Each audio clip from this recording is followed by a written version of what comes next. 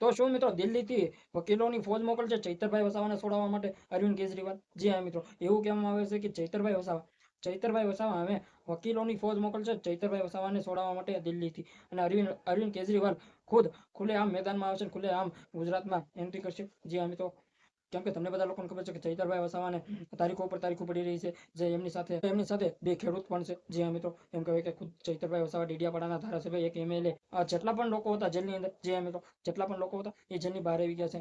ફક્ત બે ખેડૂતો રહ્યા છે, બે ખેડૂતો અને ચૈતરભાઈ વસાવા એ જેલની અંદર છે. જી હા મિત્રો, એમ કહેવાય કે ચૈતરભાઈ વસાવાના પત્ની અને જે મહિલાઓ હતી, જે 18 દિવસનું બાળક હતું, જેમની માતા હતી ચૈતરભાઈ વસાવાના ખુદ પત્ની હતા.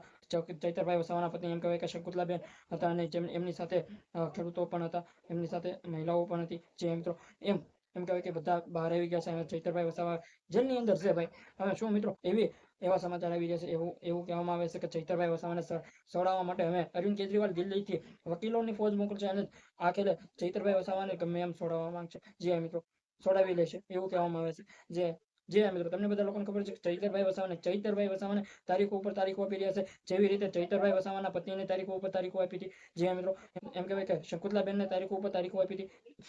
પછી છેલ્લી 22 તારીખ આપી, 22 તારીખે એમને જેલમાંથી બહાર આવ્યા હતા અને એમનું ધામધૂમથી સ્વાગત કર્યું હતું. જે મિત્રો, તમને બધા લોકોને ખબર છે કે શકુંતલાબેન એમ કહેવાય કે એમને તારીખો ઉપર તારીખો આપી હતી. એ બાદ અત્યારે બે પત્ની એમને ખુલ્લેઆમ લડી લેવાના મૂડમાં છે. એમને શકુંતલાબેન અને જે ચૈતરભાઈ વસાવાના બીજા પત્ની છે, એ એક વખત આંદોલન પણ કર્યું હતું ચૈતરભાઈ વસાવાને છોડાવવા માટે. જે મિત્રો, 27 તારીખ પછી 24 તારીખે કર્યું હતું. જે મિત્રો, એ બાદ અત્યારે શું આવી રીતે ફરી વખત પણ આંદોલન થશે? જે મિત્રો, ઘણા લોકોનો એવો સવાલ છે, કેમ કે ચૈતરભાઈ વસાવાને વારાઘડી હવે તારીખો ઉપર તારીખો આપશે, અને આખરે એમ કહેવાય કે સોમવારે 10 તારીખે ચૈતરભાઈ વસાવાને કોર્ટમાં લઈ જવાના છે, કોર્ટે રજૂ કરવાના છે, અને એમને જામીન મંજૂર થવાના છે, અને ચૂંટણીની મંજૂરી થવાની છે. જે મિત્રો, એવું કહેવામાં આવે છે ચૈતરભાઈ વસાવાને જો 10 તારીખે તારીખ લંબાવવામાં આવી ને, તો હવે આદિવાસી સમાજના લોકો અને ચૈતરભાઈ વસાવાના બંને પત્નીઓ ખુલ્લેઆમ મેદાનમાં આવશે. મને એવું લાગી રહ્યું છે, કેમ કે ચૈતરભાઈ વસાવાને ગમે તેમ જેલની બહાર કાઢવા માંગે છે આદિવાસી સમાજના લોકો માટે, આદિવાસી સમાજના લોકો અને ચૈતરભાઈ વસાવાના અને આમ આદમી પાર્ટીના નેતાઓ પણ છોડાવવા માંગે છે. જેમ તો